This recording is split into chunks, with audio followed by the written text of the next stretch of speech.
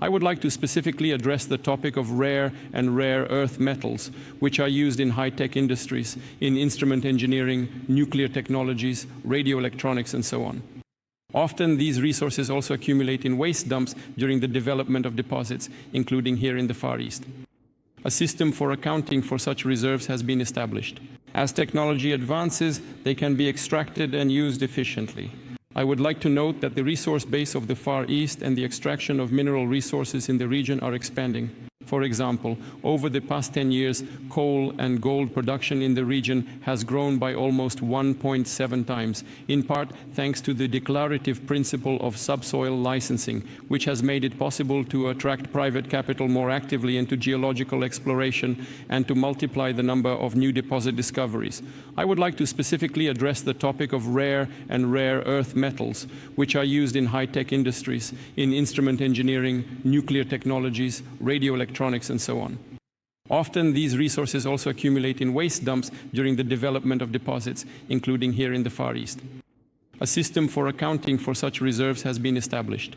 As technology advances, they can be extracted and used efficiently.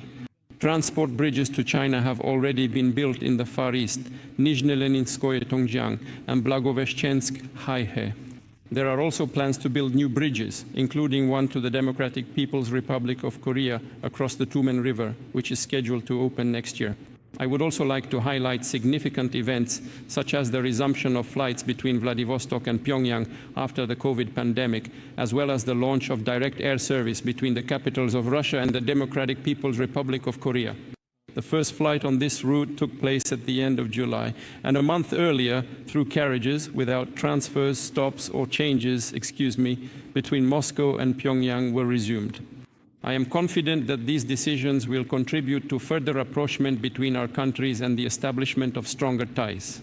Of course, a particularly important topic for the Far East, for our entire country, and for the whole Eurasian continent is the development of the TransArctic transport corridor. It runs from St. Petersburg through Murmansk, Arkhangelsk, and along the northern sea route to Vladivostok. We see that interest in this route is growing both among Russian companies operating in the Arctic and among foreign carriers. Moreover, it is not just about occasional single transits, but about forming a stable cargo base. This is a comprehensive system that should unite maritime, rail, and road transport. It will make it possible to utilize the potential of our largest rivers, such as the Ob, Yenisei, and Lena. Everything should operate within a unified system. At one time, advanced and innovative mechanisms for our country, such as the Advanced Development Territories, gave a strong impetus to economic growth and private initiative in the Far East. Let me remind you that the Law on Advanced Special Economic Zones, ACZs, was adopted at the end of 2014, and the mechanism itself was launched the following year in 2015. The goal was to create truly globally competitive conditions for business in the Russian Far East. That is why we developed the ACEZ regimes based on the best practices in business and investment climate, including those from the Asia-Pacific region.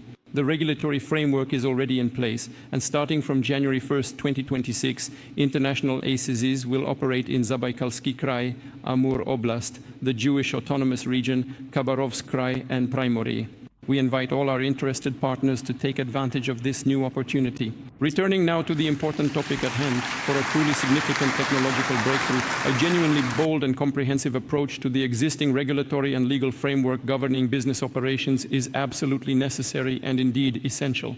These frameworks should give the green light to innovation, encourage the development of breakthrough solutions, and support their introduction into pilot and then mass production, as well as into the social sphere and everyday life. For example, an experimental legal regime is already in effect on Sakhalin. It allows for the accelerated testing of unmanned technologies.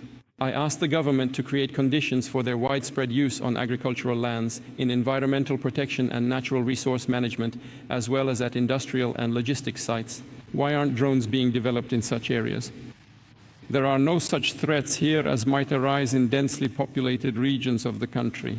Moreover, life itself demands the use of such technologies.